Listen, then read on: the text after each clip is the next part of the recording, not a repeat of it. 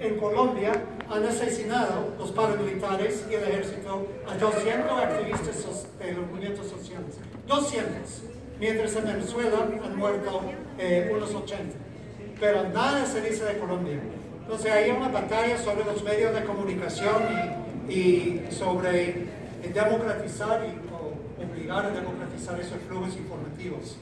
En cuanto a los tres retos, pobreza, seguridad y la farsa de la guerra contra las drogas, quiero decir que es algo muy importante que ha pasado en los últimos, desde 2008, colapso financiero de 2008, y una parte de la élite transnacional está abogando por una reforma, un reformismo desde arriba, para salvar el capitalismo global de sí mismo. Y entonces una parte de esa reforma es eliminar o por lo menos reducir los niveles de pobreza.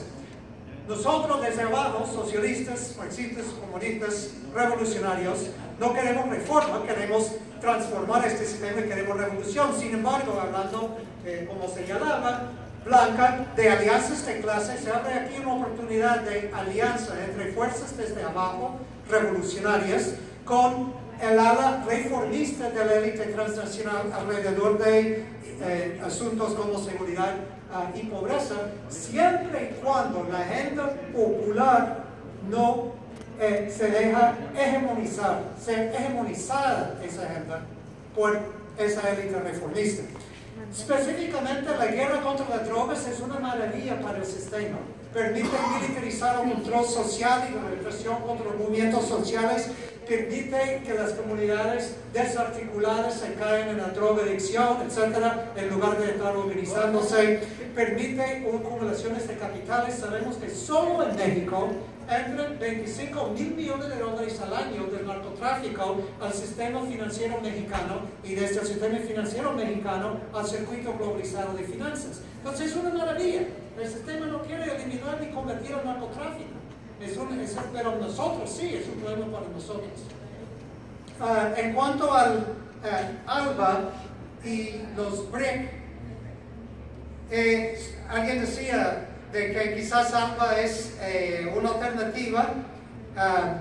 El problema, y quiero hacer dentro de la solidaridad total siempre una observación crítica, la estrategia económica de los países de izquierda en Sudamérica era profundizar lo que se dice el extractivismo.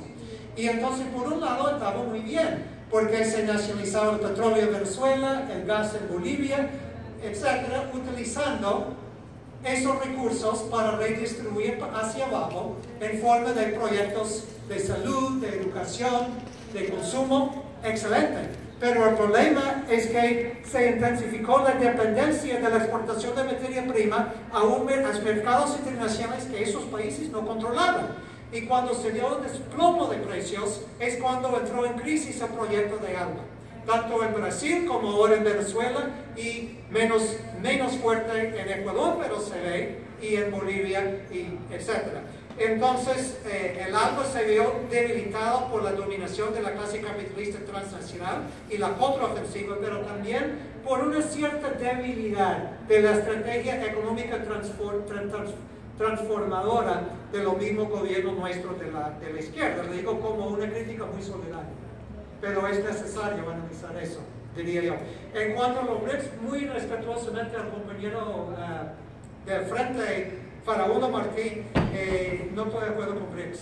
Los BRICS son países capitalistas y además de eso las grandes compañías transnacionales dominan las economías de los BRICS, sobre todo de Brasil, Sudáfrica, la India, un poco menos en China.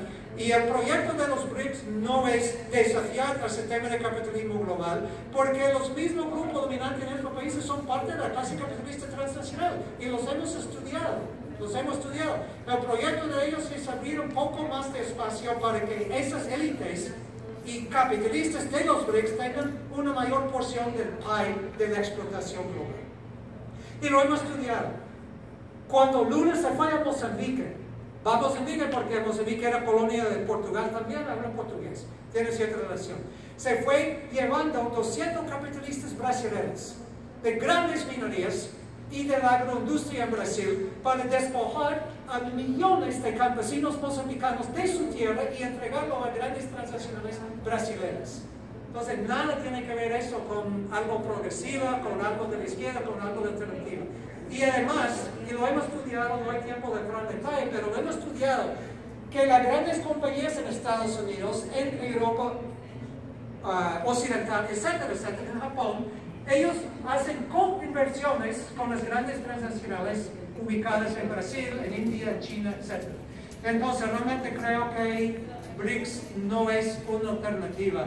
Y sobre todo, cuando cada vez más gobiernos derechistas en los BRICS, como Temer en Brasil, como Modi en la India, como el gobierno del Congreso Nacional Africano, en algún momento tenía algo progresista y hay simplemente una ficha para capital transnacional. Cuando los gobiernos se derechistan en esos países, aún más se ve que BRICS no es una alternativa. Eso podemos debatir, todo eso es un espacio abierto para discusión. La única ventaja de BRICS es que a nivel de relaciones diplomáticas internacionales sí abre espacio. Porque China, mientras despoja a millones de africanos con sus empresas en África, no pone condiciones políticas como pone el imperialismo norteamericano, por ejemplo. Entonces sí hay un poco de positivo, hay que debatir todo eso. En cuanto al otro compañero que dijo que Estados Unidos da la espalda a América Latina, sería bueno que diera la espalda, en realidad dar la espalda mejor para América Latina, pero yo creo que con trumpismo, al contrario, va a dar la cara, el rostro guerrerista, intervencionista, fascista. Y acordémonos que el general John Kelly, que ahora es el de Homeland Security, de Seguridad Nacional, él era del Comando Sur de Estados Unidos, por todo el aparato militar norteamericano en América Latina, y está proponiendo base militar norteamericana en la frontera Guatemala-México. Está proponiendo base militar norteamericana en Paraguay. Está proponiendo profundizar la militarización del Triángulo del Norte. Entonces creo que sería bueno que diera la espalda, pero más bien vamos a tener un mayor enfrentamiento con el trumpismo en América Latina. En cuanto al mismo comentarista que dijo eso, también el TPS y DACA representan, como yo decía en la exposición, el nuevo rostro del control sobre la migración, porque los del TPS nunca van a tener regularidad en su estatus, nunca. Y los del DACA, nunca. Entonces, permanente vulnerabilidad. Y eso es lo que están buscando los norteamericanos. Que México entró en el primer mundo, evidentemente que no es absurdo. Eso era retórica del grupo dominante en México y Estados Unidos. Pero sí, el 20% de la población en México y en todos los países entraron al primer mundo. Entonces, la nueva división es global. Entre el 20% acomodado se encuentran en Brasil, se encuentran en México, se encuentran en Centroamérica. Ese 20% no está muy feliz en Venezuela, han sido desafiados. Y el 80% por donde quiera se encuentra es el tercer mundo. Entonces, el primer y tercer mundo ya no son países, sino 20 y 80% de la humanidad. Y en Estados Unidos tenemos la tercera mundialización, todavía no existe como pobres en México, pero vamos en esa dirección. Finalmente, estoy muy de acuerdo con la compañera, estoy en desacuerdo respetuosamente y en áreas de debate fraternal, lo de BRICS, pero estoy muy de acuerdo en entrar en el campo de la teoría revolucionaria. Y lo que he notado, no sé si ustedes lo han notado en sus trincheras de batalla, es que ha habido un bajón en los últimos 20-25 años con la formación política y ideológica.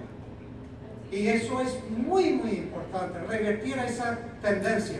Y en este sentido quisiera dejarles con este pensamiento, de que una parte del bajón es también porque la derrota de los ex países socialistas, etc. Pero también hemos quedado en un análisis de capitalismo mundial muy atrasado, analizando el capitalismo mundial del siglo XXI como si estuviéramos todavía en el siglo XX. Y concluyo con esto, de que tradicionalmente el análisis marxista identifica tres grandes épocas del capitalismo mundial. Uno comienza con 1492 con la conquista de las Américas, va hasta la fecha simbólica de la Revolución Francesa de 1789, y esa es la gran época de colonialismo primero de colonialismo y de mercantilismo. Después pasamos de la Revolución Francesa de finales de los 1800 a la segunda gran etapa, capitalismo competitivo, industrial. En el siglo XX pasamos a la tercera gran época del capitalismo mundial, que es capitalismo monopólico cooperativo. Eso es análisis clásico marxista. Lo comparto con esta diferencia, que hacia finales del siglo XX y ahora plenamente del siglo XXI ya hemos dejado atrás la tercera etapa y estamos en la cuarta gran época del capitalismo mundial, que es la época de la globalización capitalista.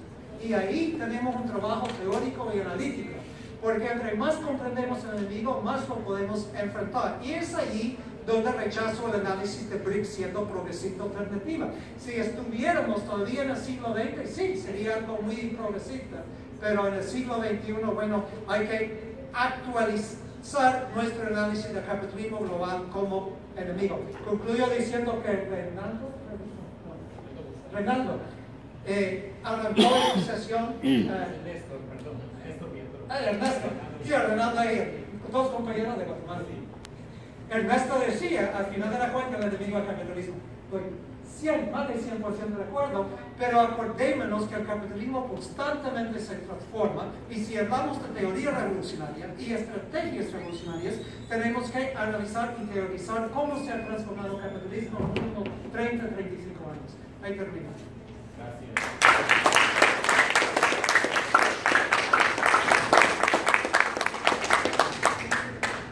Muchísimas gracias.